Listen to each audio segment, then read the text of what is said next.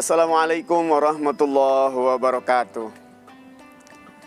Alhamdulillahi ala kulli hal. Asyhadu an la ilaha illallah wa asyhadu anna Muhammadan abduhu wa rasuluh. Allahumma salli ala sayyidina Muhammadin wa ala alihi wa ashabihi wa man tabi'ahu hudah. Wa ba'du, saudaraku yang dimuliakan Allah Subhanahu wa taala. Allah mengingatkan kepada kita tentang bagaimana kita bahagia dan bagaimana kita ini bisa sengsara dengan kalimat yang sangat simpel. Qad aflaha man zakkaha wa qad khaba man dassaha. Sungguh ada kepastian bahagia bagi mereka yang membersihkan jiwanya, dan akan ada kerugian, akan ada kesengsaraan bagi mereka yang mengotori dan membiarkan jiwanya dalam kotoran dan kegelapan. Lebih jauh, Rasulullah Shallallahu Alaihi Wasallam memberikan penjelasan bagaimana jiwa seseorang itu menjadi gelap karena kotoran-kotoran yang menumpuk dalam dirinya. Beliau bersabda, apabila seorang hamba melakukan perbuatan dosa, maka ternoktahlah titik hitam dalam hatinya. Tapi apabila dia bertobat, maka titik hitam itu kembali bersih. Dan bila ia kembali melakukannya, maka titik hitam itu kembali ada dalam jiwanya. Sehingga apabila orang tidak pernah bertaubat kepada Allah, tidak membersihkan dosa-dosa yang ternoktah dalam jiwanya, seperti yang disebutkan oleh Allah, balrana ala qulubihim maka yaksibun.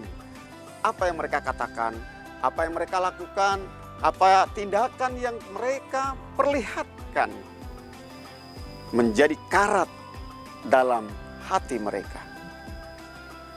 Bila tidak dibersihkan, kata Rasulullah Shallallahu Alaihi Wasallam, maka akan hadir satu fenomena hati kalkuzil muzahiyah, seperti alat masak yang hitam karena sering dipakai masak dan tertelungkup.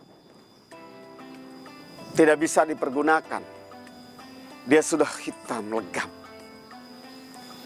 Cirinya, fenomenanya sungguh sangat parah bila tidak segera dibersihkan. Ya'rifu mungkaran. Dia mengakui dan merasakan suatu kebaikan terhadap perbuatan-perbuatan mungkar yang dilakukannya. Dia berasa bahwa kemaksiatannya adalah prestasi, bahkan mungkin prestise. Dan wa yungkiru ma'rufan. Dia tidak suka, tidak mengapresiasi, bahkan dia benci pada perbuatan-perbuatan, tindakan-tindakan kebaikan dan kebenaran. Maka apabila hati sudah menggulita karena tumpukan-tumpukan karat dosa, Ramadan datang sebagai satu kesempatan bagi mukmin yang mau memanfaatkannya dengan baik untuk membersihkan karat-karat dosa yang menggumpal dalam kalbu.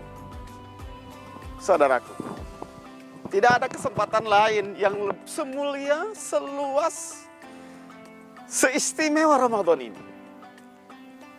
Kita betul-betul terkondisikan untuk menuju Allah Subhanahu wa taala dengan tangga-tangga pertaubatan. Setan dibelenggu, pintu neraka ditutup, semilir angin surga terasa oleh kita karena pintu surga dibuka lebar.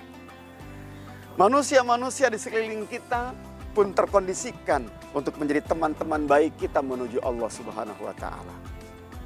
Belum lagi secara spesial Allah Subhanahu wa taala turun di sepertiga malam yang terakhir. Saat ini, sepertiga malam yang terakhir, banyak orang mengingatkan kita untuk bangun sahur. Di saat itulah kita munajat kepada Allah. Menyebutkan satu noktah demi satu noktah dosa yang telah berkarat dalam hati kita. Kita mintakan kepada Allah, ya Allah, selama ini saya tidak bisa mengendalikan mata saya. Saat ini kita sebutkan pada Allah, ya Allah, bersihkan noktah yang telah dihasilkan oleh mata yang tak tertata. Kita munajat kepada Allah Subhanahu wa taala sambil memegang telinga kita. Betapa telinga kita lebih banyak mendengar hal-hal yang negatif atau tak bermanfaat, dan betapa telinga kita sulit untuk mendengarkan nasihat-nasihat kebaikan. Mintakan kepada Allah, apabila perbuatan telinga seperti itu telah menggulap-gulitakan hatiku, bersihkan ya Allah. Apalagi mulut kita. Kalimat demi kalimat banyak orang yang tersakiti. Banyak kedustaan yang kita lakukan. Zikir malas. Baca Quran keluh. Munajat kepada Allah di tengah kegelapan malam. Ya Allah, bimbing lidah saya. Bila ada telah berkarat dalam jiwaku, bersihkan ya Allah. Cara kita kesempatan yang tidak sehebat saat-saat ini. Mekanismenya ditambah lagi dengan apa?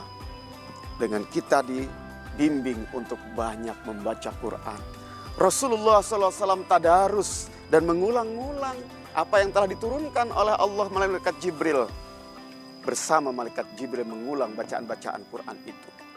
Tarawih yang disunahkan oleh Rasulullah SAW membuat kita bersemangat bersama teman-teman yang lain. Munajat kepada Allah dalam rangka membersihkan karat-karat dosa itu. Belum lagi kita bersedekah. Semua ritual-ritual itu muaranya adalah membersihkan jiwa. Sehingga jiwa kita menjadi terang. Inilah yang disebut dengan jiwa yang memiliki furqan. Wahai orang-orang yang beriman, bertakwalah kalian kepada Allah Subhanahu wa taala dan berkatalah yang benar dan baik, yaj'al lakum furqana, maka Allah akan anugerahkan pada jiwa kalian kemampuan untuk memilah mana yang baik, mana yang buruk, mana yang halal, mana yang haram, mana yang bermanfaat, mana yang mencelakakan, sehingga kita akan menapaki jalan-jalan kebaikan itu dengan hati yang lapang. Semoga hati kita menjadi hati yang bercahaya dengan Quran, hati yang bersih dari karat-karat dosa, sehingga kita menuju Allah Subhanahu wa taala biqalbin salim, dengan hati yang sehat, dengan hati yang baik. Terima kasih. Assalamualaikum warahmatullahi wabarakatuh.